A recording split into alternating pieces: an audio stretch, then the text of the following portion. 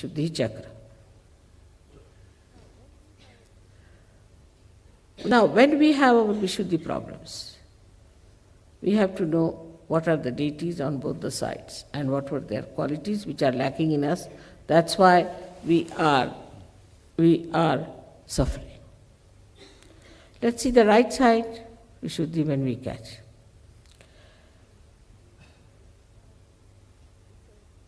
Sri Krishna's essence is sweetness, madhurya. Madhurya. And his power was radha. Ra is energy, dha is the one who has sustained the energy. And her power was, she was called as Allad. Allad means joy-giving qualities she had. So Sri Krishna's qualities were that he was Yogeshwara, so he was the witness, and sweetness. Now a person who shouts and screams and talks loudly and loses his temper in a very loud voice, or who speaks very loudly all the time, they all suffer from the right Vishuddhi. So one should understand that even when you have to scold somebody, you have to just say, what are you doing? Why are you doing like this? Otherwise, why did you do like this? Finished, right Vishuddhi, over. It's finished now. So for the right Vishuddhi, we use the mantra of Vithala and Rakhumai, these two persons. You see, it is very significant, that also. Because they say that there was a Pundarikaksh, one boy, who was serving his parents. And his parents were sleeping, he was pressing their feet. When Vithala and his power, Rakhumai, Rukmini, they appeared in the door. But he said, now keep quiet. My parents are sleeping, so you stay there. So he had one brick near him which he threw and asked them, you stay on that. So they kept quiet. They kept quiet because they are sleepy. Now this is the thing. On the right side, if you are talking loudly, if you talk too much, if you intimidate people with your talking, then you catch on right Vishuddhi. So for that, best is to take some rest and give some rest to your right Vishuddhi by stopping your talk. Go into mauna, they said, just don't talk. For some time if you don't talk, you will see that your Vishuddhi will be improved, your problems will be improved. So as it is the right side, what happens is that the heat starts coming from the stomach. It's all in one play. We can say not from the stomach, but actually from the liver. The heat starts rising. It first goes into the right heart. As a result, you might become a very hot-tempered husband or a father or something. You might get asthma, anything with that right heart. Then it passes on to your right Vishuddhi. When it goes to your right Vishuddhi, then you become a very irritable, hot-tempered person. All the time you shout at someone. Nobody can talk to you. If somebody has to talk to you, he has to use a barge pole in between. God knows what time he'll shout at you. Or maybe I've seen many women lose their hearing or men lose their hearing when there's somebody who is shouting at them. So shouting is a very bad thing for others and also for yourself. Because of course your Vishuddhi goes out, after some time your voice goes out, after some time you cannot talk, and sometimes they have to just keep quiet. But for others, it's even worse. Because if you use your anger in that manner, then that person might be just frightened of you, might develop inferiority complex, might become a left-sided person, might catch some boots. God knows what can happen to a person who has somebody all the time shouting at him. But the worst physical thing could be that he can become deaf. So, from Sri Krishna's life, one has to learn that how he would just play his flute and the whole atmosphere used to become absolutely quiet, without any ripple of any trouble, any idea of disturbance, just peaceful. But in modern times, the other way now.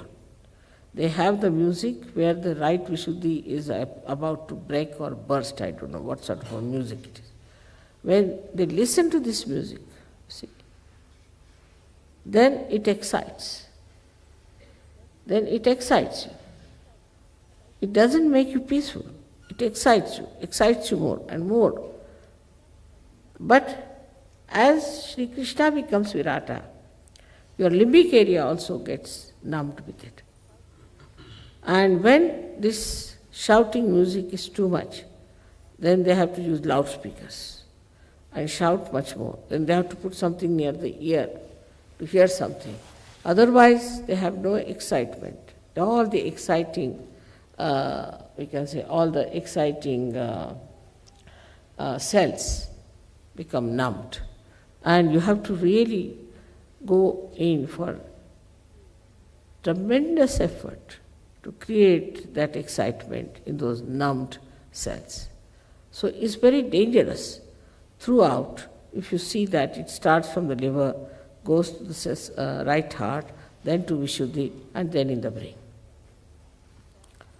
So then you take to drugs, because your brain is numbed out. So you take to drugs, and when you take to drugs, then you feel that you are all right. Then again, you feel that this drug is not sufficient, then you take stronger drugs, then you take more drugs. It goes on one after another.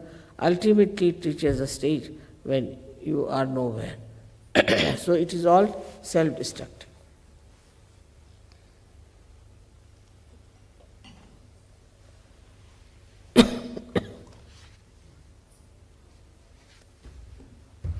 I am also using my right Vishuddhi too much.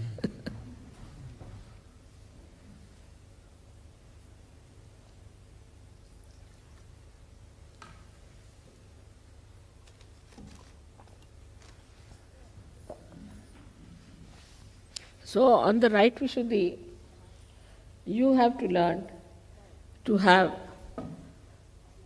mauna, means silence.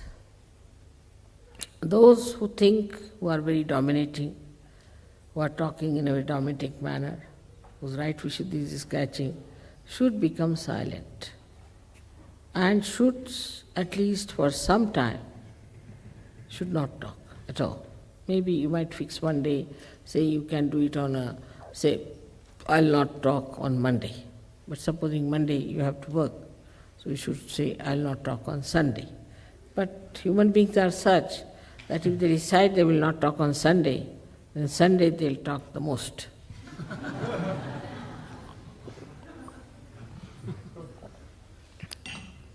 And this shouting and then intimidating people, you have no right. You have no business to shout at anyone whatsoever. What is the need to shout? After all, you are a human being, another one is a human being. God has not given any word, whether it is a husband, wife, children, or anyone. But I find these days even children shout, the mother shouts, the father shouts. If you go in the house, you feel like running back, because you will hear nothing but shouts. So this kind of a family system will completely finish that family, and there will be no beautiful relationship between each other and between the other people. Sometimes you can say the whole country is having nothing but shouting at one and shouting at another. All over you go, you find nothing but shouting. Even if you take your car a little bit this side, there will be a shouting.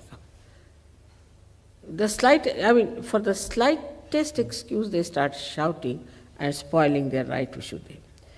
Now, for politicians, they think it's the best way to shout, because they can really impress people by their shouts.